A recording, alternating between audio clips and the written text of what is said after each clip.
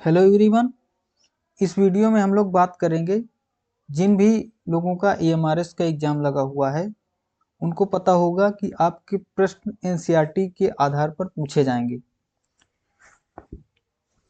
तो आपके जो 40 प्रश्न उसमें से आएंगे, 40 नंबर के प्रश्न, वो होंगे MCQs। आपने अगर NCERT को ठीक से पढ़ा है तो उसी के आधार पर इन प्रश्नों को जो EMRS पूछता है उसी के आधार पर पूछता है। आपको पता होगा कि EMRS जो प्रश्न पूछता है वो ज़्यादा फैक्चुअल नहीं पूछता है, वो आपके ज़्यादा लेंदी रखने की कोशिश करता है, वो आपकी अंडरस्टैंडिंग को चेक करता है। तो इस वीडियो में भी हमने उसी तरह के प्रश्न को रखा है कि थोड़ा लेंदी रहें, आपकी अंडरस्टैंडिंग से भी संबंधित हों। तो इसका जो पैटर्न है हमने उसी के आधार पर रखने की कोशिश किया है। तो ये वीडियो आपके लिए बहुत ज़्यादा इम्पोर्टेंट है। देखिए, अगर इस वीडियो में आप लोग अभी इस जो हम लोग क्वेश्चन कराएंगे तो उसके क्वालिटी आप लोग देखिएगा। अगर आपको पसंद आता है तो इस वीडियो को लाइक कीजिएगा, और आपका अगर रिस्पांस अच्छा मिला तो हम इसके अन्य वीडियो भी लेकर आएंगे। देखिए, पॉलिटी को हम कक्षा 10 की पॉलिटी को 2 वीडियो में रखेंगे। ये पहला वीडियो कक्षा 10 की पॉलिटी का, इसके बाद भी एक वीडियो आएगा कक्षा 10 की पॉलिटी खत्म। उसके बाद भी हम जियोग्राफी, इकोनॉमिक्स और हिस्ट्री के भी प्रश्नों को लेकर आएंगे, लेकिन अगर रिस्पांस अच्छा रहा तब। और इस हमारे चैनल पे आपको क्वालिटी कंटेंट मिलेगा, ऐसा नहीं है कि कुछ भी अनाप शनाप कुछ भी वीडियो बना दिया। तो चलिए, इसके बिना टाइम गंवाते हुए हम प्रश्नों को देखते हैं। देखिए, पहला प्रश्न जो आपका क्या कह रहा है, देखिए, निम्नलिखित में से कौन सा लोकतंत्र में सत्ता के क्षैतिज बंटवारे को निरूपित करता है। सबसे पहले तो आपको बता दें, ये जो प्रश्न है आपको कक्षा 10 की पॉलिटी का जो चैप्टर 1 है आप देखेंगे, उसमें सत्ता की साझेदारी है। आपका अगर सिलेबस आप लोगों ने SST का देखा हो, उसमें पॉलिटिकल साइंस में सीधे सीधे लिखा हुआ है सत्ता की साझेदारी। तो उसी से ये क्वेश्चन आपका लिया गया है, बना हुआ है। और इसका पैटर्न आप लोग देखिएगा, उसी तरह के जिस तरह के कूट निष्कर्ष कथन पर आधारित प्रश्न होते हैं, तो वैसे ही लिया गया है। तो चलिए हम लोग प्रश्न की ओर आते हैं। कह रहा है, लोकतंत्र में सत्ता के क्षैतिज बंटवारे को कौन सा निरूपित करता है। कौन सा निरूपित करता है, तो पहले हम लोग कथन पढ़ लेते हैं। तो पहला कथन है आपका, कार्यपालिका, विधायिका एवं न्यायपालिका। और दूसरा पढ़ते हैं, केंद्र सरकार, राज्य सरकार एवं स्थानीय सरकार। देखिए, जो कार्यपालिका, विधायिका एवं न्यायपालिका, ये समान स्तर पर कार्य करते हैं। तो वही आपको पूछा जा रहा है क्षैतिज बंटवारा। क्षैतिज बंटवारे का मतलब है जो समान स्तर पर कार्य कर रहे हैं। क्षैतिज बंटवारे का मतलब जो समान स्तर पर यही कार्य करते हैं, तीनों केंद्र लेवल पर कार्य करते हैं, अपनी अपनी शक्तियों का प्रयोग करते हैं। तो पहला सही हो गया। लेकिन केंद्र सरकार, राज्य सरकार ये एवं स्थानीय सरकार, ये आपके क्षैतिज बंटवारे को नहीं निरूपित करते। अगर यहीं पर पूछ लेता ऊर्ध्वाधर बंटवारा, तब तो आपका दूसरा ऑप्शन जो दूसरा कथन है वो सही हो जाता। तो ये आपका ऊर्ध्वाधर, जो दूसरा है आपका ऊर्ध्वाधर बंटवारे को निरूपित करते हैं। लेकिन इसमें अगर क्षैतिज बंटवारे की बात करें तो पहला ऑप्शन आपका सही हो जाएगा, पहला कथन। तो कूट में आपको कौन सा दे रहा है, केवल एक। देखिए, आप लोग क्वेश्चन को इस तरह से भी लगा सकते हैं कि आप लोग वीडियो को पॉज कर करके खुद से प्रश्नों को लगाएं, उसके बाद हमारा आंसर सुने। पॉज करिए, उसके बाद अपने से आंसर सोचिए या कमेंट कर दीजिए। उसके बाद भी हमारा जो हम उत्तर बता रहे हैं उसको सुनिए, क्या आपको सही हो रहा है और कितने प्रश्न आप लोग सही कर रहे हैं। चलिए, अगले प्रश्न को हम लोग देखते हैं। तो अगला प्रश्न कह रहा है, 73वां और 74वां से संविधान संशोधन द्वारा प्रदत्त व्यवस्था के अनुसार, क्या कह रहा है, स्थानीय स्वशासी निकायों के चुनाव नियमित रूप से कराना संवैधानिक बाध्यता है। जो बिल्कुल सही है, स्थानीय चुनाव कराना संवैधानिक बाध्यता है, बिल्कुल। और 1/3 पद महिलाओं के लिए आरक्षित हैं। तो आपको पता है कि जो नगर पालिका और पंचायत में है आपका एक तिहाई जो पद हैं वो आरक्षित हैं। ये आपके अगर अनुच्छेद की बात करें 243 डी में कहा गया है। किस अनुच्छेद में? 243 डी। इसको भी आप लोग याद रखिएगा, कभी कभी ये भी पूछ लेता है कि कौन से अनुच्छेद में है, क्योंकि ये जो महिलाओं का आरक्षण है ये अभी विधानसभा में और लोकसभा में इसमें भी हो गया है। तो ये इम्पोर्टेंट, ये पॉइंट भी आपका इम्पोर्टेंट है। आगे एक प्रश्न आएगा उसमें उसकी भी हम लोग बात करेंगे। देखिए तीसरा पॉइंट क्या कह रहा है, हर राज्य में पंचायत एवं नगर पालिका का चुनाव कराने के लिए राज्य चुनाव आयोग नामक स्वतंत्र संस्था का गठन किया गया है। किसका? राज्य चुनाव आयोग। तो बिल्कुल सही है ये कथन।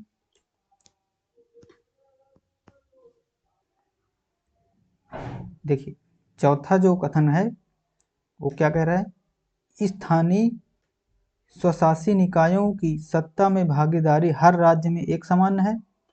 तो ये जो है हर राज्य में एक समान नहीं है, तो ये कथन आपका गलत हो जाएगा। देखिए इसमें पूछ क्या रहा है, उपर्युक्त में से कौन से कथन सही नहीं है, तो नहीं पूछ रहा है इसमें। तो आपको इसमें तीनों ऊपर के 1 2 3 कथन आपके सही, लेकिन चौथा सही नहीं है, तो इसका आंसर क्या हो जाएगा? ऑप्शन डी इसका सही हो जाएगा। देखिए आप लोग प्रश्न, अगर आप लोगों ने प्रीवियस ईयर क्वेश्चन देखा हो, एमआरएस जिस तरह के प्रश्न को पूछता है तो इसी तरह के प्रश्न होते हैं जिसमें कूट से संबंधित प्रश्न होते हैं। तो हमने भी उसी तरह के प्रश्नों को लिया है। चलिए इसके बाद हम लोग अगला प्रश्न देखते हैं। देखिए अगला प्रश्न कह रहा है, निम्नलिखित में से कौन संघीय व्यवस्था की महत्वपूर्ण विशेषताएं हैं? तो संघीय व्यवस्था, अगर इसकी बात करें तो ये आपका जो पॉलिटिकल साइंस का चैप्टर 2 है कक्षा 10 का, जिसके चैप्टर का नाम है संघवाद, तो उससे ये एक क्वेश्चन बना हुआ है। तो चलिए हम लोग कथन पहले पढ़ते हैं। देखिए जो पहला कथन है, 2 या अधिक स्तरों वाली सरकार होती है। देखिए आपको पता होगा संघीय व्यवस्था में शक्तियों का बंटवारा होता है। संघीय व्यवस्था के लिए आप लोग ये पॉइंट बिल्कुल कीवर्ड याद रखिएगा कि शक्तियों का बंटवारा। तो शक्तियों का बंटवारा होता है आपको, 2 या 2 से अधिक स्तरों वाली सरकार होती है आपकी। तो ये कथन आपका बिल्कुल सही हो गया। और दूसरा कथन जो कह रहा है, कानून बनाने, कर वसूलने और प्रशासन का अपना अपना क्षेत्राधिकार होता है। जब शक्तियों का बंटवारा होता है तो उनके, देखिए उनके कानून बनाने के लिए इसका भी अपना अपना क्षेत्राधिकार होता है। तो ये कथन भी आपका सही है, दूसरा भी सही होगा। तीसरा कह रहा है, संविधान द्वारा सरकार के हर स्तर के अस्तित्व और प्राधिकार की गारंटी और सुरक्षा है। तो ये भी आपका बिल्कुल सही है। जो चौथा कथन कह रहा है, राज्य की सरकार केंद्रीय सरकार के प्रति जवाबदेह, तो ये आपका केंद्रीय सरकार के प्रति जवाबदेह नहीं होती है। ये जो विशेषता अगर चौथे की बात करें तो ये एकात्मक व्यवस्था की व्यवस्था है, संघात्मक की नहीं है। ये जो है एकात्मक व्यवस्था की है, संघात्मक की नहीं है। तो आपका इसमें 1 2 3 सही हो जाएंगे, लेकिन चौथा आपका गलत हो जाएगा। तो विशेषताएं पूछ रहा है तो इनमें 1 2 3 किसमें दिया हुआ है, यानी ऑप्शन ये 1 2 3, केवल 1 2 3 ये इस ऑप्शन में आपका दिया हुआ है। ठीक है, चलिए हम लोग अगला प्रश्न इसके बाद देखते हैं। अगला प्रश्न क्या कह रहा है, केंद्र और राज्य सरकारों के बीच सत्ता के बंटवारे की व्यवस्था में बदलाव के लिए आवश्यक है। अगर कोई केंद्र और सरकारों के बीच जो सत्ता का बंटवारा है उसकी व्यवस्था में कोई हमको बदलाव करना है तो कैसे कर सकते हैं? तो कैसे कर सकते हैं? पहला कह रहा है, पहला कथन, संसद के दोनों सदनों में साधारण बहुमत की मंजूरी। और दूसरा कथन कह रहा है साधारण बहुमत एवं आधे से अधिक राज्यों की मंजूरी। संसद के दोनों सदनों में साधारण बहुमत और आधे से अधिक राज्य मंजूरी। तीसरा जो कथन कह रहा है, संसद के दोनों सदनों में विशेष बहुमत की मंजूरी। और चौथा जो कह रहा है, संसद के दोनों सदनों में विशेष बहुमत एवं आधे से अधिक राज्यों की मंजूरी। तो इसका जो ऑप्शन होगा यही सही होगा, चौथा, जो क्योंकि इसके लिए विशेष बहुमत का मतलब होता है 2/3 बहुमत से, और आधे से अधिक राज्यों की मंजूरी भी होनी चाहिए, तो तभी आपके सत्ता के बंटवारे की व्यवस्था में बदलाव किया जा सकता है। तो इसका ऑप्शन 4 इसका सही हो जाएगा। इसके बाद हम लोग अगला प्रश्न देखते हैं, निम्नलिखित में से कौन से कथन सही हैं। देखिए, इसमें अगर जनगणना संबंधित प्रश्न है तो ये जो प्रश्न आपका लिया गया है वो आपका चैप्टर 4 जाति धर्म एवं लैंगिक मसले से लिया गया है। तो इसको हम लोग देखते हैं। जनगणना 2001 की तुलना में जनगणना 2011 में लिंगानुपात में वृद्धि की गई है, वृद्धि दर्ज की गई है। तो वृद्धि है कि नहीं 2001 की तुलना में 2011 में? तो सबसे पहले तो आपको पता होना चाहिए 2011 की लिंगानुपात कितना है, तो ये तो आपको बिल्कुल याद ही होना चाहिए। तो 2011 में अगर लिंगानुपात की बात करें तो वो कितना है, 943, 943। हैंडराइटिंग को थोड़ा इग्नोर कीजिएगा। 943। अगर 2001 की बात करें तो इसमें जो आपका शिशु कह रहे हैं, लिंगानुपात था आपको 933 था। कितना था, 933। तो इसमें आपका वृद्धि दर्ज की गई है। तो आप लोग देख सकते हैं 933 से 43 हो गया, तो ये कथन तो आपका सही हो गया, यानी पहला सही है। दूसरा कथन जो कह रहा है, जनगणना 2001 की तुलना में जनगणना 2011 में शिशु लिंगानुपात में मामूली सी वृद्धि दर्ज की गई है। देखिए, अगर आप लोग एनसीईआरटी को पढ़ा होगा तो उसमें आपको पता होगा कि शिशु लिंगानुपात में वृद्धि नहीं बल्कि कमी दर्ज की गई है। देखिए, जो 2001 में शिशु लिंगानुपात था वो कितना था आपका, वो 927 था। अगर 2001 की बात करें, शिशु लिंगानुपात कितना था, 927, 927।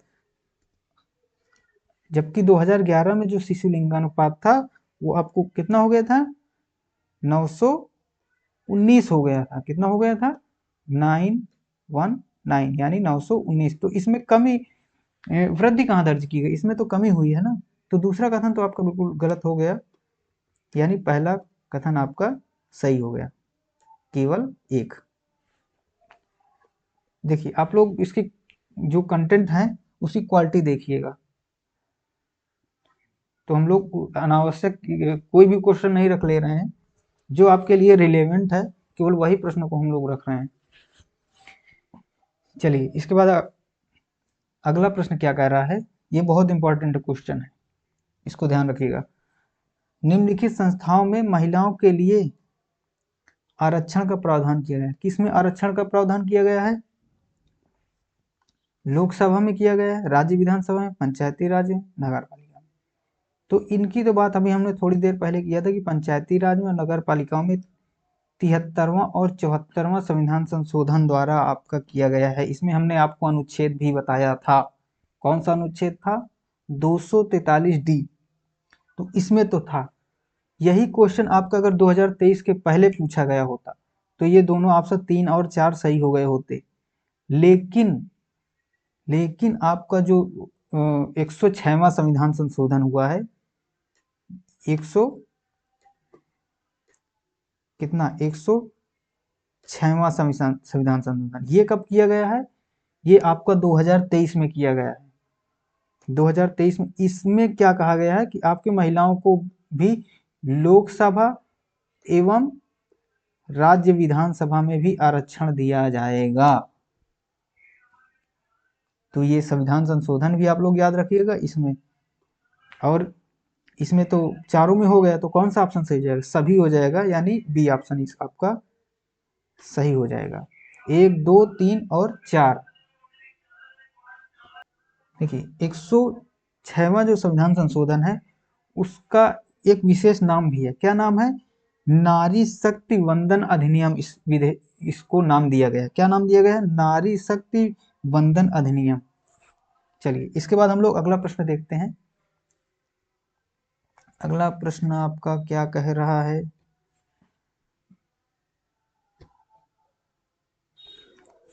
भारत में विभिन्न धार्मिक समुदायों के लोग निवास करते हैं, तो उनके जनसंख्या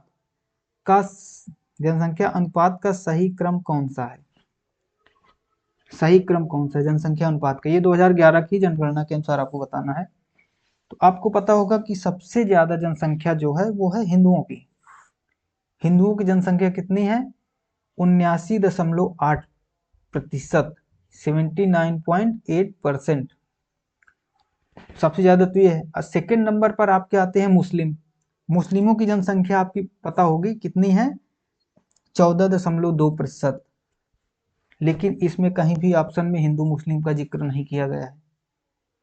तो तीसरे नंबर पे आपकी जनसंख्या आती है ईसाई। कौन सी आती है? ईसाई। तो पहले दो ऑप्शन तो आपके गलत हो गए, क्योंकि इसमें सबसे ज्यादा सिख दिया हुआ है, लेकिन सिख नहीं है, सिख नहीं है। तो यानी आपके पहले दो ऑप्शन तो आपको एलिमिनेट हो गए। इसी तरह आपको एग्जाम में भी करना है, एलिमिनेट करना है कौन से क्वेश्चन के आंसर नहीं हो सकते जब आपको क्वेश्चन एकदम कंफर्म ना पता हो। तो बचे आपके दो ऑप्शन, ईसाई सही है, फिर उसके बाद ईसाई के बाद आते हैं सिख। आपको बता दें कि ईसाइयों की जो जनसंख्या है भारत में 2.3% है 2011 की जनगणना के अनुसार, और सिखों की जनसंख्या है 1.7%। तो सिख भी इसमें क्रम से दिया हुआ। फिर उसके बाद जो है आपके बौद्ध आते हैं। बौद्धों की जनसंख्या है आपकी 2.3%, और सबसे कम आती है आपकी जैनों की जनसंख्या। तो यानी सबसे लास्ट में जैन दिया हुआ है, तो जैन की सबसे कम है, ईसाइयों की इनमें ज्यादा है। तो यानी यही ऑप्शन आपका सही हो जाएगा, यानी ऑप्शन 3। इसी तरह आपको एलिमिनेट करके इसका आंसर भी कर सकते थे। चलिए ये क्रम आपको याद रखना है। सबसे पहले आपको हिंदू, फिर मुस्लिम, फिर ईसाई, फिर सिख, फिर बौद्ध, फिर जैन। ये क्रम आपको याद रखना है। चलिए इसके बाद हम लोग अगला प्रश्न को देखते हैं। अगला प्रश्न क्या कह रहा है? महात्मा गांधी के अनुसार, महात्मा गांधी जी क्या कह रहे हैं? धर्म राजनीति के संबंध में निम्नलिखित कथनों पर विचार कीजिए। Oh shit.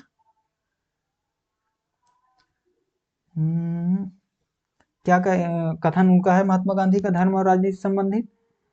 पहला जो कथन दिया गया है कि धर्म को राजनीति से अलग नहीं किया जा सकता, धर्म राजनीति के लिए अनिवार्य है। तो ये कथन आपका बिल्कुल सही है कि महात्मा गांधी जी का ये कथन है कि धर्म और राजनीति को एक दूसरे से अलग नहीं किया जा सकता है, ये दोनों एक दूसरे से संबंधित होते हैं।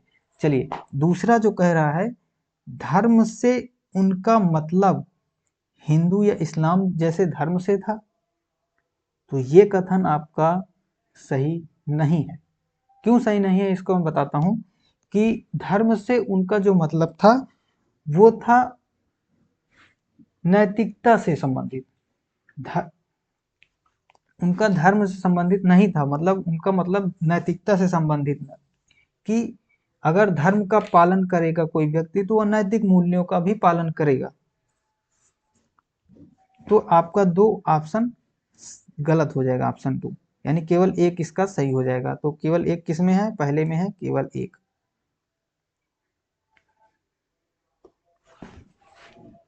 चलिए आज के लिए इतना ही।